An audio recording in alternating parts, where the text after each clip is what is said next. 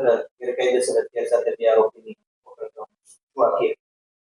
माननीय CP sir Brajesh Kumar Jha sir અને additional CP sir Sachin Malik sir દ્વારા રાજકોટ શહેર સહિત આખા સૌરાષ્ટ્રમાં જે ગેરકાયદેસર હથિયારોનો નેટવર્ક ધરાવતા આરોપીઓ એની ઝડપી કરવા માટે અને એના વિરુદ્ધ ગુના દાખલ કરવા માટે ગેરકાયદેસર ઝડપી કરવા માટે સૂચના આપવામાં આવી.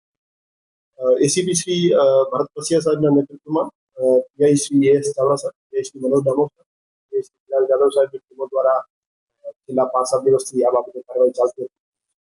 પીએસઆઈ શ્રી એસ એમ રાણાની ટીમ દ્વારા ગઈકાલે એક આરોપી જે વાવડી રસુલપુરા રોડ પર હતો એનું નામ રહીમભાઈ જામનગરી સમજી એની પાસેથી એક દેશી બનાવટની પિસ્તલ, એક તમંચો અને 6 ઝીંકા કાર્ટ્રીજ બરામદ કરવામાં આવેલ છે. એની ગુનાહિત ઇતિહાસની વાત કરીએ તો એના વિરુદ્ધ મારામારીના 4 ગુના દાખલ થયેલા છે. અગાઉ એક આર્મસેક્ટનો ગુનો પણ દાખલ થયો અને એક વખત પાસામાં થઈ અને બીજું કેસ જે છે પીએસઆઈ વનરાજ ડોડિયાની ટીમ દ્વારા કરવામાં આવેલ છે.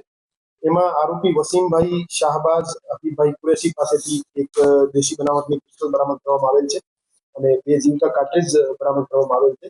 એ રીતે રાજકોટ શહેર ક્રાઇમ બ્રાન્ચ દ્વારા 2 કેસમાં 2 આરોપીઓ પાસેથી દેશી બનાવટની 2 પિસ્તોલ, એક દેશી બનાવટનો તમંચો અને 8 ઝીંકા કાર્ટ્રીજ કબજે કરવામાં આવેલ છે. અને આગામી સમયમાં પણ જે ગેરકાયદેસર હથિયારો બાબતે અમારી ડ્રાઈવ છે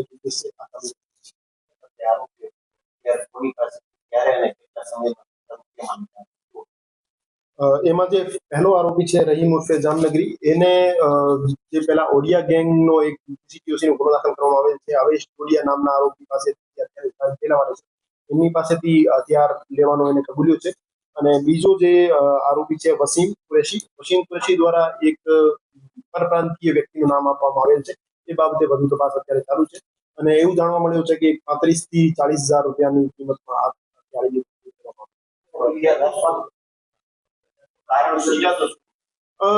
મોટા ભાગના આરોપીઓ જે છે મારામારીમાં ઇન્વોલ્વ હોય છે. એ સેલ્ફ પ્રોટેક્શન બાબતે પોતાના ઉપર કોઈ હુમલો ના કરી દે અથવા એમની જે અદાવત ચાલતી હોય એમાં એમની સેફટી એના માટે હથિયાર રાખતા હોય છે. એને ફાયરિંગ કર્યાનો કોઈ બનાવ સામે